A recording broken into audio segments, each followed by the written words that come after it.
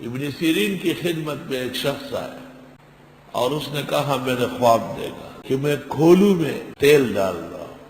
کھولو وہ چکی جو چلتی ہے اور بیچ سے تیل نکالتی ہے، واپس تیل ڈال رہا ہوں. ابن سیرین نے اس کو کہا تیرے نکاح میں کہیں تیری ماں نہ ہو، تیرے نکاح میں کہیں تیری ماں نہ ہو. گھر آیا بڑا غمگین. گھر والوں نے پوچھا کیوں؟ کہہ رہے ایک خواب دیکھا تھا. ابن سیرین کو بتایا، غضب کر دیا اس نے کہا تیرے نکاح میں تیری ماں ہے. تو وہ بیوی آ کے بیٹھ گئے. اس نے کہا ویسے آپ کہاں کے رہنے والے ہیں؟ اب مجھے تو پتہ نہیں ہے، فلاں ملک کے اندر قتل عام ہو رہا تھا اور لوگ بھاگ رہے تھے، وہاں میں اٹھایا گیا ہوں. اس نے کہا اس قتل عام میں تو میں بھی بھاگی تھی اور میرے پاس ایک بچہ تھا، وہ میں نے ایک جھاڑی میں ڈالا تھا. کہا وہی میں ہی ہوں. ایک آدمی نے خواب سنایا ابن سیرین کو کہ میری رانیں بڑی بڑی ہو گئی، آپس میں ٹکرا گئی. حضرت نے فرمایا آپ کے نکاح میں 2 سگی بہنیں. تحقیق کی گئی تو سگی بہنیں نکل آئی.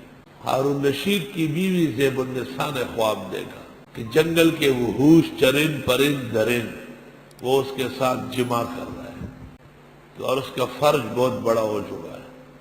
ہر جانور آتا ہے اور اپنا سامان اس میں اتارتا ہے. کچھ دیر اس کے ساتھ رگڑ کے تسلی کر کے چلے جاتے ہیں، پھر ایک اور آتا ہے. نوکرانی کو کہا کہ بہت خراب خواب لگ رہا ہے، میرا نہ کہو، اپنا کہو کہ میں نے خواب دیکھا ہے.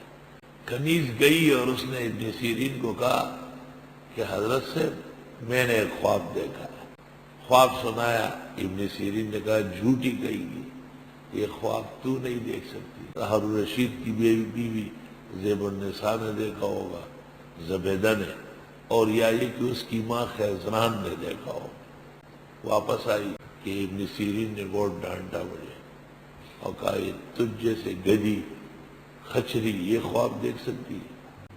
یہ خواب تو یا ہارون کی بیوی زبیدہ دیکھے یا اس کی ماں خیزران دیکھے. زبیدہ نے کہا عالم بہت بڑا ہے اور رویا کا امام ہے، بتا دو. اس کو تو ویسے ہی پتہ چل گیا. اس نے واپس آ کے کہا حضرت صاحب وہ میری مالکہ زبیدہ نے دیکھا. کہا اللہ اس سے بڑا کام لے گا، اس سے انسان حیوان سب سیراب ہو جائے. کبھی خواب کریہ المنظر ہوتا ہے لیکن اس کی تعبیر اچھی ہوتی ہے.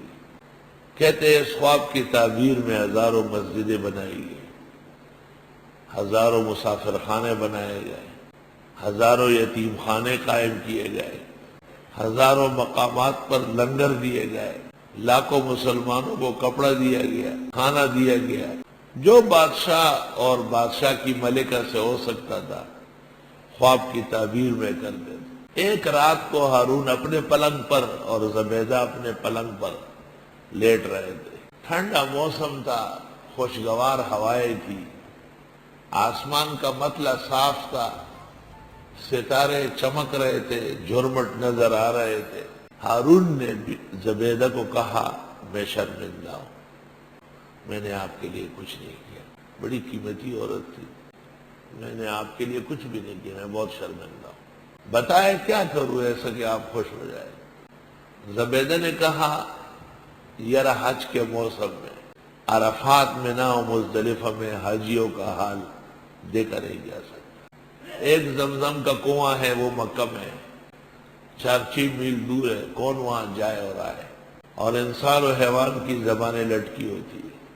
کاش کہ کوئی ایسی صورت بن جاتی کہ حج کے موسم میں حاجی صاحبان اور ان کی مویشی ان کو پانی مل جاتا. ہارون رشید نے کہا بیگم صاحبہ انشاءاللہ ایسا ہوگا، آپ مجھے موقع دیں. اس طرح ہی کوئی صورت بنے گی.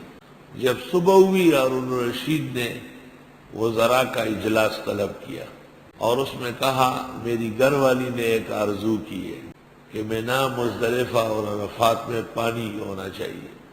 کیا کریں گے، پانی کیسے ہوگا؟ ایک انجینئر نے ہاتھ اٹھایا، مجھے اجازت دے. کیا کرو گے؟ دریائے دجلہ سے اور دریائے فرات سے ایک نہر چلاؤں گا اور یہ نہر عربستان تک پہاڑوں میں چھپا ہوا ہوگا. عربستان میں اس کو ظاہر کروں گا. مینا مزدلفہ اور عرفات میں کھل کر بہے گی۔ دو دریاؤں سے کیوں نکالتے ہو کہ اگر ایک میں پانی کم ہو گیا تو دوسرے میں تو ہوگا۔ اس پر خرچہ کتنا آئے گا؟ 60,000 روپے۔ ٹھیک ہے، ہارون نے وزیر مال کی طرف دیکھا، آرڈر دے دیا کہ پیسے مہیا کرو۔ اس نے کہا پیسے تیار ہیں۔ 6 سال کا عرصہ لگا ہے، دریائے دجلہ اور دریائے فرات سے نہر چلی اور یہ نہر مینا مزدلفہ اور عرفات سے گزر رہی، سرخ اینٹیں لگی ہوئی، سرخ اینٹوں کی بنی ہوئی ہے، اور اب بھی اس میں پانی چل رہا ہے۔ ہنوز ابر رحمت در فشاند، مئو میں خانہ و محرم نشانت۔